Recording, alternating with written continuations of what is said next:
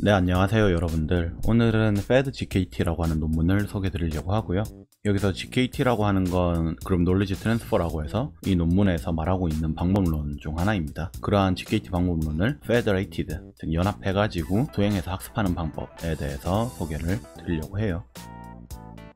이 논문을 참고해서 본 강의 자료를 제작을 했고요. 립스라고 해서 되게 유명한데 나온 페이퍼입니다.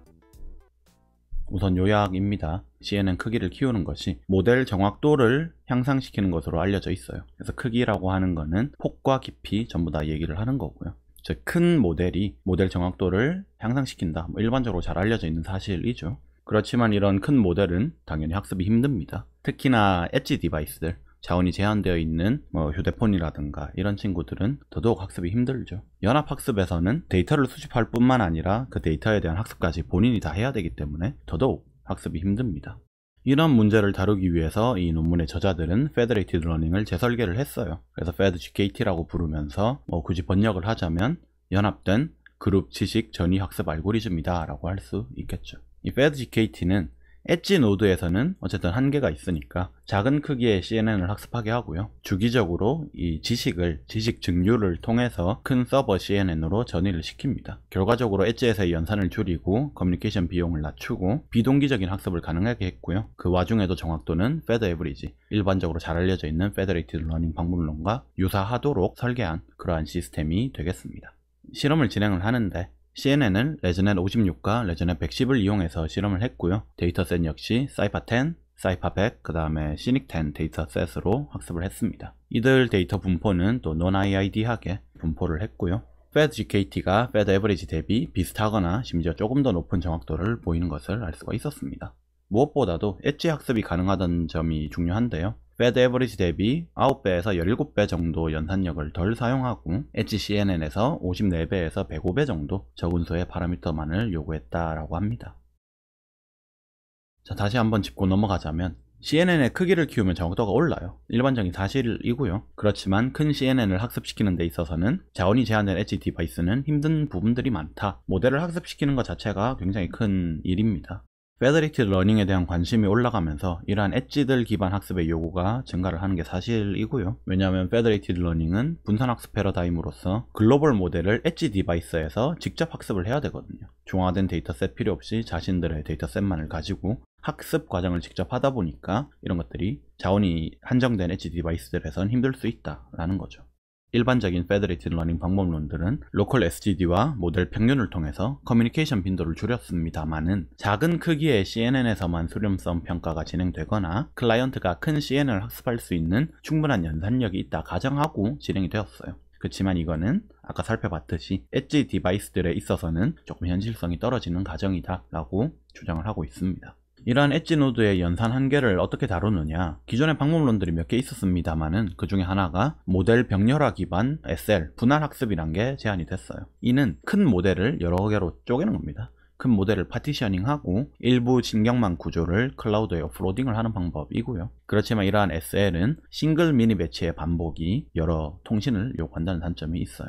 왜냐면은 신경망이 쪼개져서 서로 다른데 존재하다 보니까 이걸 학습을 시키거나 평가를 하거나 할 때 전 신경망을 다 활용해야 되는 경우 통신을 해야 된다는 거죠. 그래서 커뮤니케이션 코스트가 많이 든다 라는 게 단점이 됩니다. 이 FedGKT가 결국 하고자 하는 거는 FedAverage와 SL의 강점을 더하고자 했어요. 그래서 FedAverage에 로컬 SGD를 사용하는 학습 이런 피처를 좀 가져가면서 SL의 엣지에서의 낮은 연산력 요소를 활용하고자 했습니다. 자원이 제한된 엣지 디바이스를 위한 프레임워크가 되는 거죠.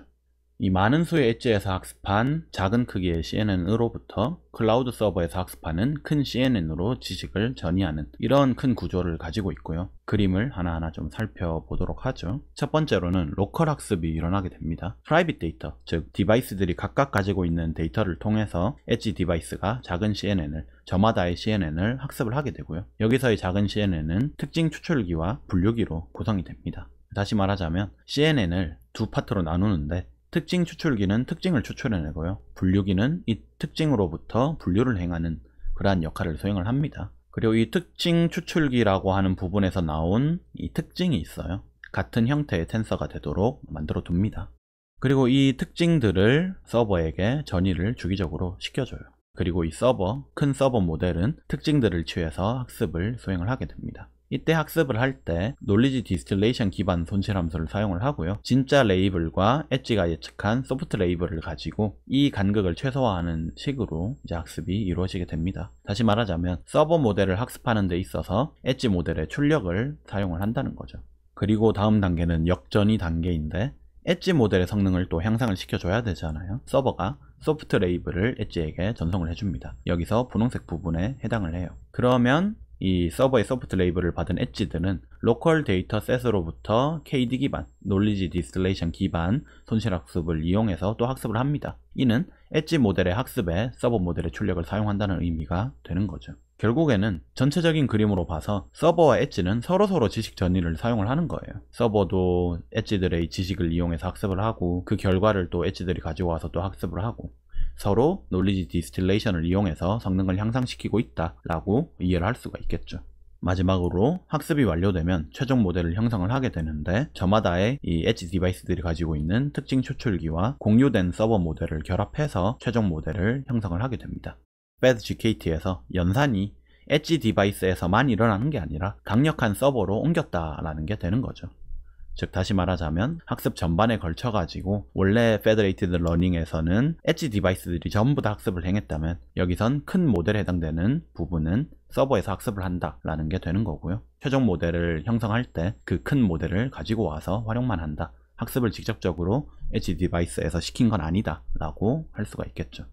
이러한 FastGKT는 여러 강점들을 가지고 있는데요. 살펴봤던 SL과 유사하게 신경망을 두 파트로 나눠서 진행을 하니까 메모리와 연산의 효율적인 측면을 가지고 있다라는 거고요. 그리고 FastAverage와 유사하게 로컬 SGD 학습도 가능하다라는 측면이 있습니다. 이는 로컬 SGD의 학습을 몇 번 반복해서 주기적인 업데이트를 이렇게 하게 되니까 통신 횟수를 절감할 수 있는 효과가 있어요. 다음으로는 이건 SL과 유사한 특징인데 FastAverage에서는 전체 모델을 전송해야 됐으나 모델을 전송하는 게 아니라 특징만 전송하면 되기 때문에 대역폭을 절감할 수가 있게 됩니다. 또한 본질적으로 비동기 학습을 지원을 하기 때문에 여러 동기화 문제를 해결할 수가 있고요.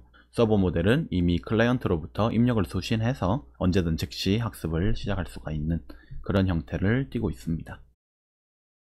자, 다음으론 그룹 놀리지 트랜스퍼라는 걸 좀 살펴볼 건데요. 큰 CNN을 여러 자원이 제한된 디바이스에서 학습을 하고자 하는데 근데 그 와중에 각 디바이스의 데이터셋은 프라이빗하게 지키고자 하는 겁니다. 저희는 지도학습을 고려를 할 건데 연합학습이 원래 분산 최적화 문제로 공식화가 되거든요. 쉽게 말하자면 전체 손실을 줄이는 방향으로 가중치들을 세팅을 해나가는 건데 이 방법은 우리가 일반적으로 알고 있는 연합학습 방법은 자원이 제한적인 엣지 디바이스에서는 어렵다고 계속 말씀을 드리고 있어요. 그래서 나온 게 SL이라고 하는 분할학습인데 W, 가중치 자체를 분할을 함으로써 자원이 많이 들어가는 부분은 서버에 오프로딩을 하고 연산 문제를 다루게 되는데 이 SL도 단점을 가지고 있죠. 한 번의 미니 배치 반복을 위해서 포워드와 백워드 전파가 다 필요하다는 거예요. 이러한 높은 빈도의 커뮤니케이션이 필요하게 되면 문제가 되기 때문에 프로세스의 속도 자체를 늦춰버리기 때문에 문제가 됩니다. 그래서 이 저자들은 Federated Learning과 Split Learning을 재공식화해서 해석을 하고자 했고요. 이 그림 C에서처럼 글로벌 CNN을 두 부분으로 나눕니다. 작은 특징 추출기 WE라는 부분과 큰 서버 측 분류기 WS라는 부분으로 나눴어요. 얘들만 존재하는 건 아니고 엣지 측에서 전체 프로세스가 가능하도록 만들어주기 위한 WC라고 하는 분류기도 존재를 합니다. 최종적인 모델은 WE와 WS를 결합해서 만들 거지만 엣지 측에서도 전체 프로세스가 가능해야 되기 때문에 분류기 WC를 두고 있는 거고요. 작은 크기의 신경망이다 라고 생각을 하시면 됩니다. 수도코드로 살펴볼 건데 여기서 기호도 G라는 게 등장을 하는데 G는 마지막 Fully Connected Layer의 출력이다 라고 생각을 해주시면 돼요. 지식에 해당을 하는 정보죠. 각 라운드에 대해서 각 클라이언트에 대해서 병렬적으로 다음 프로세스들이 진행이 될 거고요. 각 클라이언트들이 학습을 진행하는데 클라이언트 트레이닝이라는 함수 안에 여기서 학습을 진행하게 되는데 이 학습 과정에 GS 즉 서버 지식이 이용이 되게 됩니다. 그리고 이 함수의 수행 결과로서는 특징과 지식과 정답을 내뱉게 돼요. 자, 학습은 어떻게 진행되냐? 그냥 SGD 똑같습니다. 로컬 SGD를 수행을 하고 특징 추출기와 그 작은 크기의 분류기를 거쳐가지고 히든 피처와 출력지를 만들어내게 되고요. 그렇게 얻은 특징과 지식과 정답을 다시 전송을 하게 됩니다. 자, 그럼 서버 측은 이걸 받아서 지식을 또 계산을 하게 되고요. 각 로컬 에폭의 각 클라이언트에 대해서 서버 분류기를 학습을 하게 되는데 여기서의 출력이 또 지식의 형태로 나타나게 되죠. 이 지식을 클라이언트에게 전송함으로써 이 과정이 계속 반복을 하게 되는 겁니다. 여러 라운드에 걸쳐 이 과정이 반복이 되게 되는데 각 라운드에서는 클라이언트의 지식이 서버에게 전이가 되고 그걸 이용해 학습한 서버의 지식이 또 클라이언트에게 전이되고 그걸 또 받아서 클라이언트가 학습한 지식이 서버에게 전이되고 이게 계속 반복이 되는 거죠. 저자들은 실험을 진행을 했는데 4개의 엔비디아 RTX 2080 Ti GPU를 사용을 했는데 큰 모델을 학습하기에는 충분한 모델이다 라고 하고 서버 노드를 설정을 했고요. 클라이언트 노드들은 CPU 기반의 학습을 진행을 했습니다. 작은 크기의 CNN만을 다루게 되죠. 16개의 클라이언트와 하나의 GPU 서버를 사용을 했고요. 사이퍼 10, 사이퍼 100, 그리고 시닉 10의 이미지 분류를 진행을 했는데 학습 샘플을 균등하지 않은 크기의 non-IID로 분할을 했습니다. 각 라운드에 대해서 테스트를 위한 이미지를 사용을 했고요. 이 테스트에 대한 탑1 정확도를 여러 다른 방법들에 대해서 기록을 했습니다. FedGKT는 FedAverage와 스플릿 러닝에 대해서 비교를 했는데요.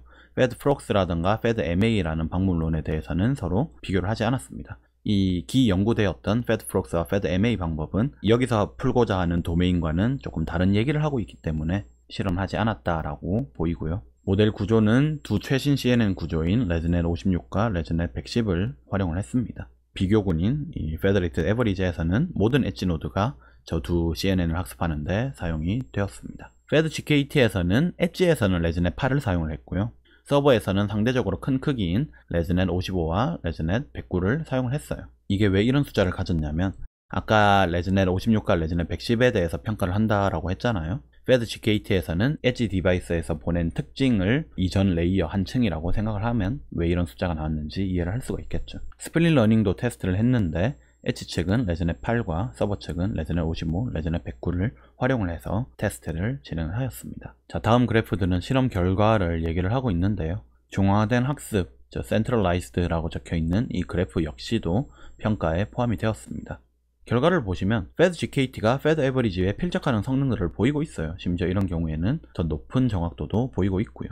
또한 종합 모델에 필적하거나 조금 더 높은 엎치락뒤치락하는 그런 성능까지도 보이고 있는 걸 알 수가 있겠죠.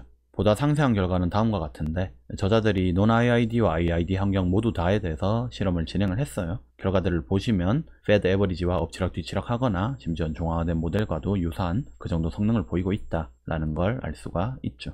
다음으로 평가한 건 연산에 대한 요구량인데 부동소수점 연산의 수를 측정을 했습니다. 페타플롭스로 표현을 했고요. 또 통신 효율성을 비교하기 위한 실험도 진행을 했는데 이 통신에 있어서는 스플릿 러닝을 기준으로 잡아서 데이터 압축 기술은 없다라는 환경에서 실험을 진행을 했습니다. 결과들을 보시면 당연히 레즈넷의 크기가 작아지면 작아질수록 연산량이라든가 파라미터 수, 그 다음에 걸리는 CPU 시간이 줄어들게 됩니다. 따라서 엣지 디바이스에서는 이런 작은 크기의 레즈넷만을 소형하는 게 당연히 합리적이고 실현 가능한 그런 데이터가 되겠고요. 커뮤니케이션 효율성을 좀 보자면 스플릿 러닝은 이만큼의 통신이 필요하다라고 하면 FedGKT는 현저히 적은 수만의 통신을 요구를 합니다. 따라서 연산 효율적인 측면 그리고 커뮤니케이션 효율적인 측면에서 FedGKT가 우수하다라는 결론을 내릴 수가 있겠죠. 결론적으로 이 FedGKT는 연산 제한적인 실정을 위한 그런 그룹 지식 전이 학습 알고리즘이고요. 효율적으로 엣지의 작은 CNN을 학습을 하고 주기적으로 지식을 놀리지 디스틸레이션을 통해서 서버 측에 전달을 한다. 반대로 또 서버 역시도 학습을 하고 나서 다시 엣지 디바이스들에게 지식을 전이해 준다. 요걸 계속 반복해 가면서 학습해 나가는 방법이다 라고 할 수 있겠습니다. 네, 이렇게 그룹 놀리지 트랜스퍼라고 하는 방법을 활용한 FedGKT를 살펴봤고요. 접근 방법이 좀 참신했던 그런 논문이었던 것 같습니다. 저는 또 다음 주에 재밌는 논문으로 찾아뵙도록 하고요. 여러분들 궁금한 점이 있으시다면 유튜브 댓글이나 GitHub 이슈로 남겨주시면 확인되는 즉시 답변을 드리도록 하겠습니다. 유바!